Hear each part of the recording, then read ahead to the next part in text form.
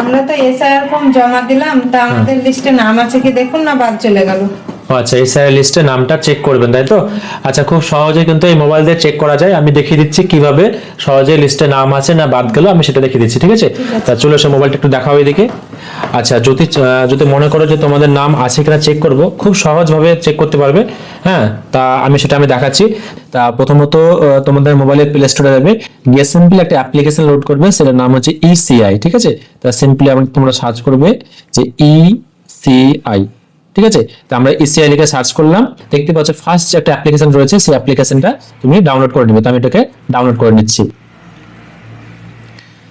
তা ডাউনলোড হওয়ার পরে তোমরা একটা ওয়েট করবে, এবং ডাউনলোড হওয়ার পরে খুব সহজে কিন্তু তোমাদের এসআইআর লিস্ট যা রয়েছে সেই লিস্টে নাম আছে কিনা সেটা চেক করতে পারবে, এবং যাদের নাম বাদ গেছে তাদের নাম চেক করতে পারবে, বা তোমার ফ্যামিলি যদি কারো নাম থাকে সেটা চেক করতে পারবে। তা আমি দেখিয়ে দিচ্ছি কিভাবে চেক করবে।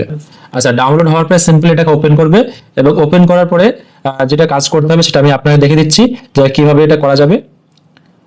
এটা ওপেন হচ্ছে, তাই এটা একটু স্লো হতে পারে, সেটা একটু ওয়েট করবে।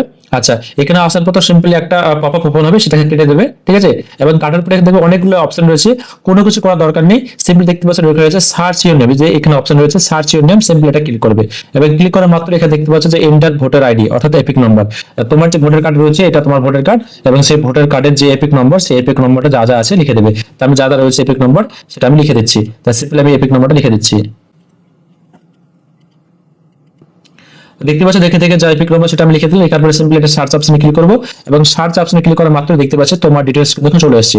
যদি সার্চ করার পরে কারো ডিটেইলস না আসে, তাহলে বুঝতে হবে তার কিন্তু এসআইআর লিস্ট থেকে নামটা বাদ গিয়েছে। সেক্ষেত্রে তাকে কিন্তু বিডিও অফিসে যোগাযোগ করতে হবে। দেখতে পাচ্ছ নামটাকে দেখিয়ে দিয়েছে, এবং তার তার নাম, এবং তার মানে গার্জেনের নাম, এবং কত নম্বর বিধানসভা, সমস্ত কিছু ডিটেইলস দেখে দিয়েছে। তো এইভাবে কিন্তু খুব সহজেই কিন্তু তোমার বা তোমার পরিবারের সকলে কিন্তু এই এপিক নম্বর লিখে কিন্তু সার্চ করবে। যদি নাম থাকে তাহলে ভাবতে হবে যে আমার এসআইআর লিস্ট নাম রয়েছে, না থাকলে সেটা কিন্তু ভাবতে হবে নাম নেই। তো এইভাবে খুব সহজে কিন্তু চেক করতে পারবে।